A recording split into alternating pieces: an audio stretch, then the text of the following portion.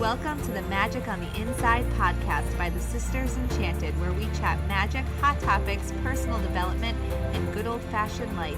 Brew up something delicious and sit with us for a spell.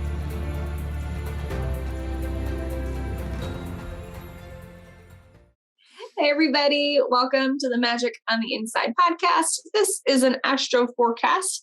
This Astro forecast is for the week of September 6th. And we are looking at the theme of really, truly digging deeply for some self-love. Absolutely. So that song, truly, madly, deeply, but loving yourself. Absolutely. Because this is all about Venus. It's all about Venus this week. Like last week, we were all about Mars. Yes. This week, we're all about Venus. So we have Venus trines and Venus moving into a new sign. And it's all going to be about depth. So it's cool. So we start off, we touched on this last week, and we said it went into this week, and that's Venus trine Jupiter. Mm-hmm. So this is from Monday to Wednesday, and this is really cool. It's a really optimistic kind of an aspect. Like last week we had all these depth and Mars, and remember we still have that Mars Pluto this going into this week, and this is like last week we said do the shadow work first. This is your action phase of that Mars Pluto. But alongside that, we have this nice Venus trine Jupiter, which brings us all this optimism and lots of love, because of course when planets are in trine, the energy is flowing well between them. And we know that Jupiter just blows up everything and expands everything, the big gas planet. And Jupiter brings luck, but it brings us, remember, we always say luck because it shows us our opportunities. So we can have opportunities for love here. We can have opportunities for love to be intensified and better and happier and all these things. But self-love, it includes self-love and all love, like love for beauty, love for art, love for the world. And remember, Venus is also about our creativity and our art and all that stuff, and anything that brings us beauty, anything we desire.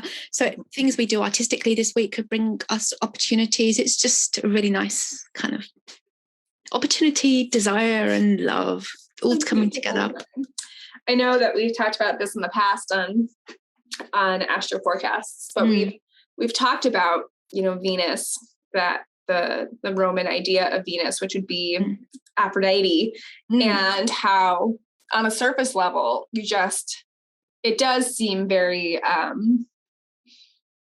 what's the word? It does seem almost like fairy tale love and things like that. But really, if you look down and you take a deep dive into the mythology of it all, it is all about Aphrodite. She does what she wants. She does whatever she wants when she wants, and it is all about like making herself happy. And I mean, obviously she has to do things that like she doesn't want to do, but then she always does things that she wants to do also, because she is about like honoring what she wants to do and what makes her happy. And I always think that that's a super great thing to see, especially in mythology, because oftentimes that role is not the one that you see. Very rarely do you see, somebody being like, I want to do this. And then they actually get to like do that. And Aphrodite is one of those situations that like, maybe she's not supposed to do all the things that she does, but she does it anyway because she's Aphrodite and she can. And you only ever really see, I mean, I'd have to really think about it, but like Artemis, she does whatever she wants. But there's not like a whole ton of that. And I think when you think of Venus and you think of Mars and Venus, astrologically speaking, you kind of put them in a bucket of just like Mars and Venus with those ideas of like, what is it? Men are from Mars and women are from Venus kind of outlook. And you don't see how much more depth there is. Absolutely. Yeah, absolutely. Venus can be all like, so pretty, so lovely. But Venus is, like you say, Aphrodite was a kick-ass woman, Yes. Absolutely. So what she wants, when she wants, not making excuses, taking responsibility. Because even when she was doing something she wasn't supposed to be doing, she was like, hey, like, it's my life.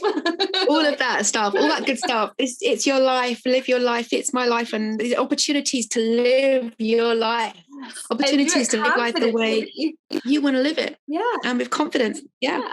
Yeah, I like this because as you know, you might have followed the whole house moved as kind of things with all these cuts, and I am moving very, very soon to my new life by the seaside. So yeah, I'm so that's really good energy for me this week. Yeah, that's good energy for me. Like, kick ass. How I'm going to be like that. That I'm going to be that level of that sort of Aphrodite when I move. I love it. So then we have Venus square. Yeah, absolutely. Venus square Pluto then on Monday and Tuesday as well. So that's going to add intensity into all that. So that's happening at the same time as we have this Venus trining with Jupiter. So all these opportunities and all this like kick-ass woman stuff we've been talking about. And then we have Venus square Pluto bringing great intensity to that and great depth to relationships. So kind of power struggles. So it's kind of own your own power. So this Aphrodite we've just like illustrated out for you there needs to own her own power and make sure that other people are not taking power from her in relationships. When Venus is square Pluto, make sure we're not having other people take our power in from our relationships. And make sure we're not giving away our power as well, and make sure we're not taking other people's power. We always say this in these forecasts. So many astrological forecasts just say watch what people are doing to you here, but we have to watch what we are doing too. We have to make sure that we are not taking other people's power when we have Venus square Pluto in our relationships, making sure that they're kind of nicely intense and give us power in the right way, giving each other power in the right way, not taking it from each other. Right. Well, that's what I was going to say, because you were talking about Aphrodite and seeing like the beauty in everything and really like being submerged in that kind of the beauty in this. And even when something is kind of hard and there's a struggle, like possibly a Plutarian Venus square situation happening where things aren't always great and there might be a power struggle, is to try to have your strength, because both the planets of Pluto and Venus both have strength in a different way. And to, even if there is a power struggle, to find like the light at the end of that kind of power struggle, and then honor the beauty of that challenge that you just went through and taking something from it and learning from it, because that's that's the thing about Pluto, is that it's like there to kind of like push against you. And it's like, are you learning yet? Are you learning yet? Yes. And to not only live in it like Venus energy or Aphrodite energy would, but then to take responsibility for whatever happened and then find the beauty in it and then make the best of it. Absolutely. Otherwise, you're not going to learn from your Plutarian lesson here. Yeah, and we have this, remember we've got this Pluto trine Mars we talked about last week, because it started last week. That is still carrying on as we have this Venus square Pluto as well. So we've got Venus kind of like in that boxing room of Pluto, just trying to like loggerheads and pushing each other into each other's corners, and like I win that round. The power struggle went my way, didn't it? Like you feeling guilty now, I feel Pluto wins that round, you're feeling guilty. Like Venus wins this round, I've pulled my power back. All this kind of stuff going on at the same time as Mars and Pluto really wanting us to be motivated to bring these deep transformations. So it's all playing together, it's all happening together. So interesting and exciting. And then we have Venus into Scorpio on Friday. So that's Venus. So this kind of depth and intensity and passion is going to carry on, because of course that is Scorpio is Pluto's sign, and Scorpio is going to bring Venus some deep love for ourselves, some deep love for other people, some deep love for the things we are passionate about, right? Some come hither energy.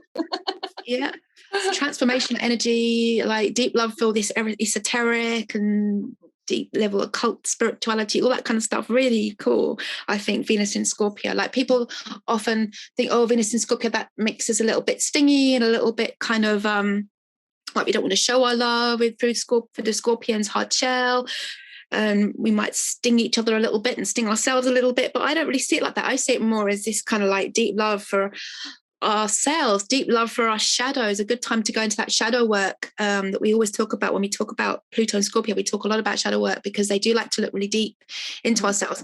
But when Venus is in Scorpio, you can go in there and do it with love, and you can like maybe bring out some of your lost passions that are deep down there, like things I used to be really passionate about. That where's it gone? Let me bring that out and let me love that passion again, and let me refine the passion for the things that I used to love and I'm maybe not doing so much of or loving so much in my life right now.